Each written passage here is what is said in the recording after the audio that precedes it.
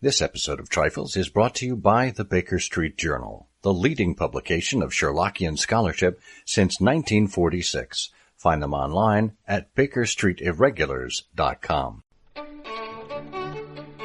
Welcome to Trifles, a weekly podcast about the Sherlock Holmes stories. It is, of course, a trifle, but there is nothing so important as trifles. Yes, the stockbroker clerked, Lady Frances Carfax disappeared, and Bruce Partington planned, but there are so many other details to pick apart in the stories. Pray, be precise as to details. You know the plots, but what about the minutiae? Have you ever wondered what a commissionaire does? Or what a compositor is? Or of the difference between a stevedore and a stoker? You are very inquisitive, Mr. Holmes. It is my business to know what other people don't know. Scott Monty and Burt Wolder will have the answers to these questions and more in Trifles. The game's afoot. Episode 203, The Location of 221B, Part 1. Hello, and welcome to Trifles, the Sherlock Holmes podcast where we look into some of the minutiae in the Sherlock Holmes stories. I'm Scott Monty. I'm Burt Wolder. And Burt, are you in a secure location? I am in a secure location. I'd spend usually the first few hours of every day down in the bunker, going through the canned goods, making sure although why I've got this inflatable life raft here is just beyond me. But whoever built this thought it was a good idea. I'll be sure to send some water your way to make it entirely useful. Oh, good. Excellent. Well, the show notes for this episode are available on ihose.co/trifles203. That will take you to our website, which is SherlockHolmesPodcast.com. That's the homepage. You can comment on this episode in that location. You can also find lots of ways to interact with us across various social networks where we are I Hear of Sherlock in all of those locations. And you can support the show if you so choose for as little as $1 a month, simply through our Patreon process. Now, we do have some changes coming to Patreon. We announced this over on I Hear of Sherlock Everywhere. For the most part, the Trifles community will remain the same, but we are adding something to it come January. So if you are not yet part of our community of supporters, get on board because we are adding lots of things that will add to the experience in January. So we do appreciate that. Now, let's get on with the show.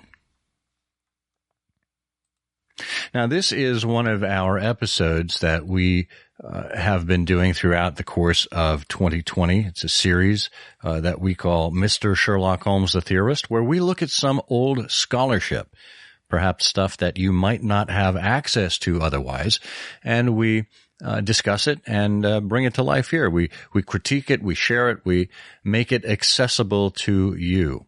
And all of this scholarship is based in observations about what's going on in the Sherlock Holmes canon, trifles, as it were. And in this case, we wanted to focus on the location of 221B Baker Street. I'm not sure if you're aware of this. I mean, certainly you can go to 221B Baker Street in present day, but during Sherlock Holmes's time, technically, Baker Street didn't extend as far as 221. So we wanted to spend this episode, this is going to be a two-parter, and we wanted to spend this episode talking about the background of the geography and environs of London around Baker Street at the time to kind of frame this argument for you. And then in part two, we will begin to investigate what some Sherlockians have done over the course of the years with respect to determining where 221B actually was or is. So, Burt, where should we begin in grounding everyone about the geography of London, particularly Baker Street, in the 1880s? Well, then I think the best answer to that is the neighborhood of Baker Street. And we've got a couple of references for this. You know, But, just sort of on the way there, the great thing about this is this has been a question that's occupied so many people's minds for so many years. And it's not unusual in fiction. There are some wonderful imaginary locations in fiction. Hogwarts Academy, Willy Wonka's Chocolate Factory, Gotham City. And it's one of the reasons why this is such a perpetually interesting subject, because you've got lots of mystery stories that take place in real places, like Inspector Morse and Lewis, who solve crimes in Oxford. But Holmes in Baker Street, Baker Street becomes, the sitting rooms become a real character in the stories. And so you become so captivated by that. You want to find out, where is this place other than 221B Baker Street? Where actually is the building? Well, during the late part of the 19th century, Baker Street looked very different than it does today. We're referring here to a paper by A.J. Shern that appeared in the Christmas 1957 Baker Street Journal Christmas Annual.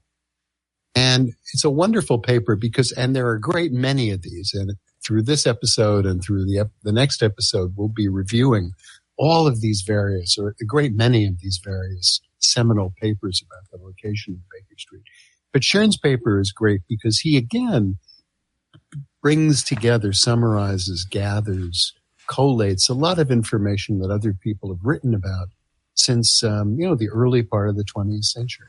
And Shern points out that the neighborhood of Baker Street consisted of substantially built townhouses that were around 60 years old. William Pitt the Younger lived in York Place, which is in the environs of Baker Street at the time, and Mrs. Siddons, the actress, further north in Upper Baker Street. But the point he makes is that the district remained one of quality. But the primary reason people remembered Baker Street or thought about Baker Street was the tube station, which goes back to about the middle of my memory there is sort of in the middle of the 19th century. The Metropolitan Railway opened a line in Baker Street.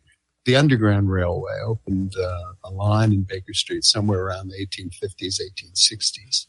And it was a quality district. You could go east, you could go over the river, which was the industrial section. But this is west, slightly south of St. John's Wood, which had some very lovely villas, which is where I think Irene Adler was located. So it was a slightly rural, townhousey kind of environment that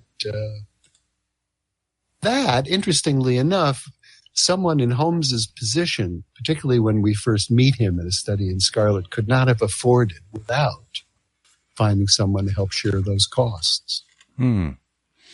Yeah, I think that's a great place. We need to remember that Sherlock Holmes was just starting out. He couldn't afford a place himself. This is why Watson was introduced to him by Stamford.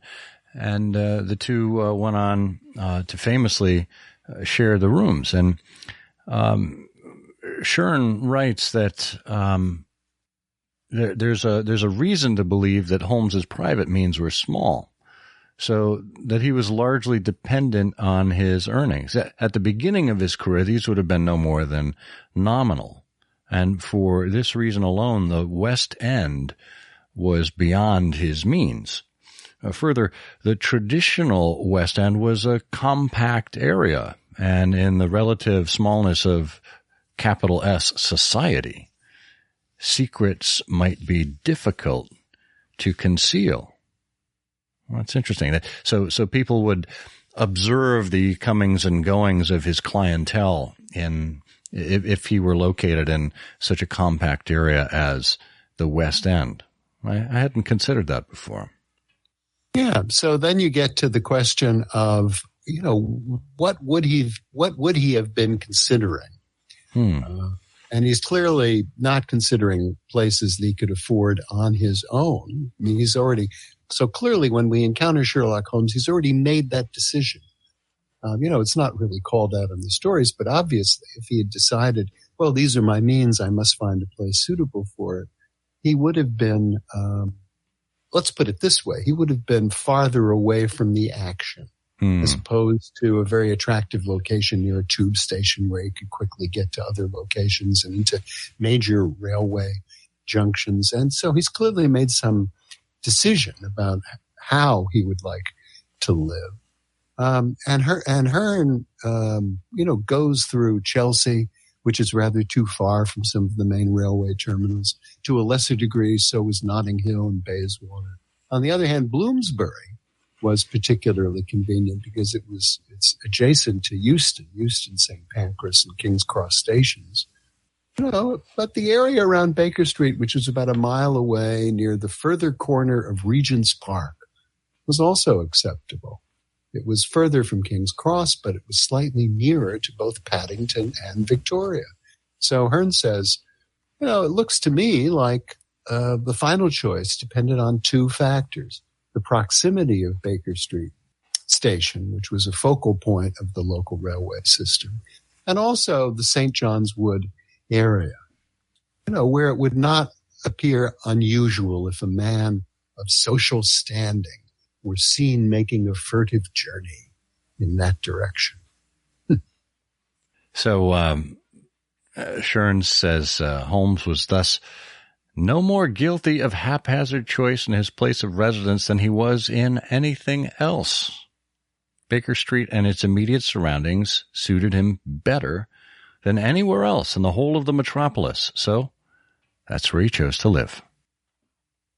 Now, with respect to Baker Street itself, I think it was in a piece by Vincent Starrett, which was included in the private life of Sherlock Holmes.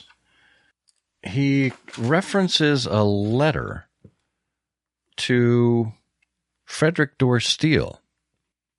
And by the way, here's a quick promo. If you haven't heard the latest episode of I Hear of Sherlock Everywhere, we talk in great detail about the life and legacy of Frederick Dorr Steele. So make sure you go check that out at ihose.co/ihose204. But I guess Starrett was talking about the correspondence between Dr. Gray Chandler Briggs of St. Louis and Frederick Dorr Steele. And he writes that when I told Sir Arthur that there was a sign that said Camden House over the door of a stretch of buildings opposite where Chandler Briggs identified as being Sherlock Holmes's residence, and we'll talk about that in the second part of this the second part of this series, this episode. Conan Doyle told me with such seriousness that I could not doubt him that he did not believe he had ever been in Baker Street in his life. If he had, it had been many years before, so long that he had forgotten. And Briggs added, "There's something spooky about Doyle anyway." See, that's one of the great things about this, because when you get into it, you can read things like these essays and other things by Vincent Starrett. But here's a time, this was in 1921, I think. Yeah. That Dr. J. Chandler Briggs, who was a early Sherlockian, early Holmesian in St. Louis, was in London and actually met Conan Doyle. And so Chandler Briggs had an opportunity to do his own researches, where could 221 Baker Street have been? And finds out when he actually talks to Conan Doyle that according to that gentleman, he had never been in Baker Street in his life. So there you are. There we are. Who can say? Here we are at a time when we need to take a quick break to hear from our sponsor. And when we come back, we'll talk more about the construction of Baker Street and what happened to it in the ensuing years. Stay tuned. It's all well and good to have a subscription to the Baker Street Journal. In fact, the most recent issue just recently came out and is making its way to mailboxes all over the world. But when you're looking for scholarship past rather than present, the easiest way to go about finding that is with the eBSJ. The eBSJ is a PDF archive that provides a complete set of the Baker Street Journal from its inception in 1946 all the way through 2011 on a single DVD in PDF format. That's 276 issues with more than 18,000 pages spanning the old series, the Christmas annuals, and the new series all the way through 2011. Will there be another eBSJ to update us in the last decade? Well, we certainly hope so. What format will it take? Well, that's up to you to find out. But get the eBSJ version 2 on DVD while it's still around. Find it online at bakerstreetirregulars.com. Okay, we are back talking about where 221B Baker Street might be. And in order to do that, I think we really need to understand the construction of Baker Street. We mentioned before the break there that it was a little different in those days, whether you were visiting in 1921 or even earlier.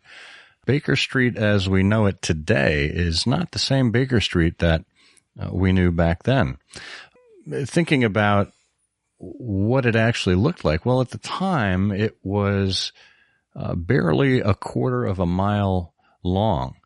And in that short stretch, it consisted of about 70 four-story terrace houses of generous proportions, as A.L. Shern writes in the 1957 Baker Street Journal Christmas Annual. He says at the southern end, the roadway passed along one side of Portman Square and continued as Orchard Street, a name which it still bears, all the way to Oxford Street.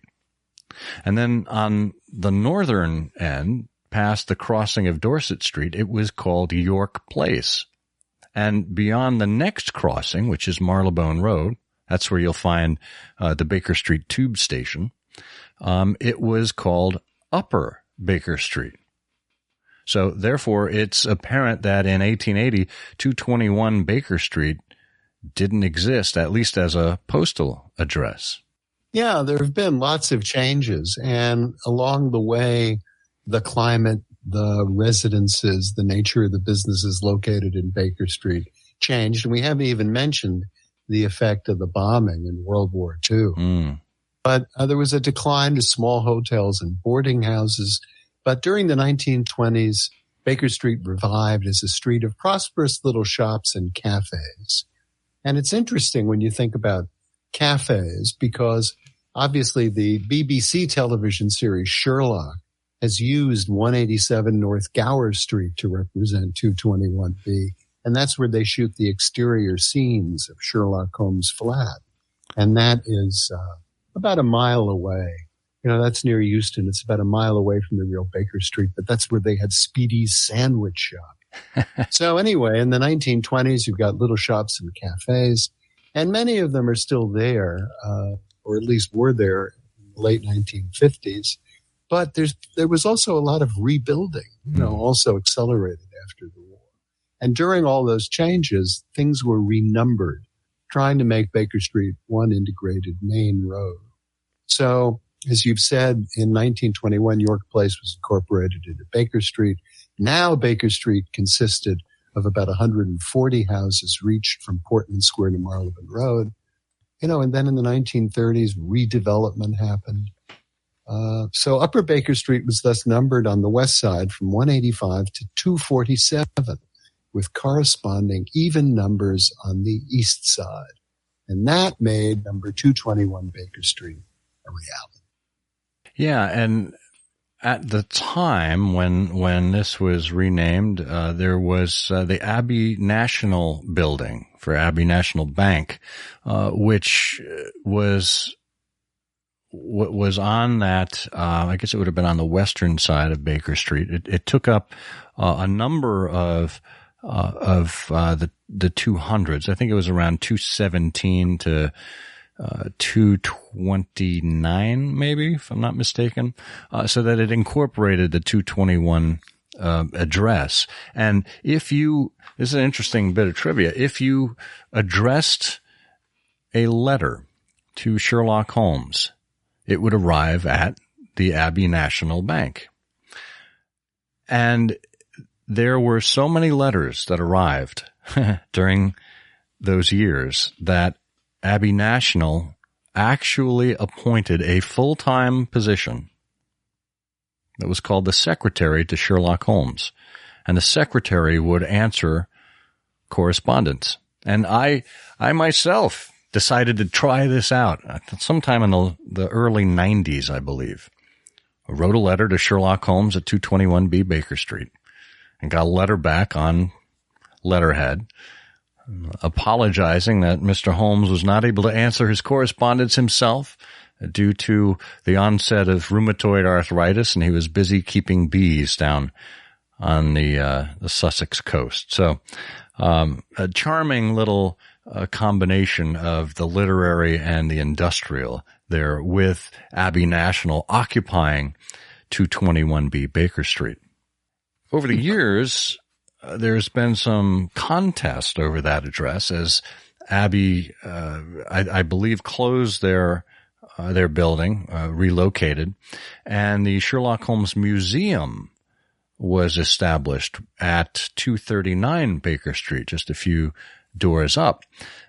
The proprietors of the Sherlock Holmes Museum petitioned the Royal Postal Service for Royal Mail for ownership of the 221B address, so that any letters to Sherlock Holmes that you write will now arrive at 239 Baker Street, even though it's been granted honorary status of 221B. Well, the other thing, too, is that, and this has been speculated by a variety of people. In fact, I think most recently in the script for the film Mr. Holmes, possibly, where I think Ian McKellen's Holmes observes that he's not really living at 221B Baker Street. That was just a fiction by Dr. Watson to protect him from busybodies. Well, I think that's actually a smart way to position it, because when you consider that it was not only busybodies, the general public, but also people like Professor Moriarty, who certainly could have found out exactly what he needed to know. It would have made it an awful lot easier for him to track Sherlock Holmes down had Watson published their actual address in the stories. I mean, it's akin to publishing the address of the Batcave or the Fortress of Solitude. Yeah, or my underground bunker. Well, sure, Hearn in the 1957 Christmas Annual reviews a lot of these interesting characteristics of Baker Street. Houses that would have, 12 or 14 rooms with an austere terrace separated from the pavement by an area protected by iron railings, a basement below, 3 floors above, narrow stairs. But it's interesting where he comes out in his paper is, it is the writer's considered opinion that notwithstanding other claims, Sherlock Holmes' real address was none other than this house, which later became known as 221B Baker Street. It was exactly what we expected it to be. No more, no less. Yeah. The continually changing names between Oxford Street and Finchley Road must have appeared irrational to a man like Holmes, Shern writes. He himself may have anticipated the renumbering, which has since taken place, and insisted that this was the utmost limit of deviation permissible. If so, then this was the clinching argument that 221 Baker Street was his address. Yes. Well, this is a great conversation that we're going to continue, but I would like to point out that regardless of house numbering, as long as you get the communications that you are intended to receive, that's all people really care about. Everything else is just a trifle. It is, of course, a trifle, but there is nothing so important as trifles. Please join us again next week for another installment of Trifles. Show notes are available on SherlockHolmesPodcast.com. Please subscribe to us on Apple Podcasts and be sure to check out our longer show, I Hear of Sherlock Everywhere, where we interview notable Sherlockians and share news of the Sherlockian world. You've taken my breath away, Mr. Holmes. Did His Grace post the letter himself? His Grace is not in the habit of posting letters.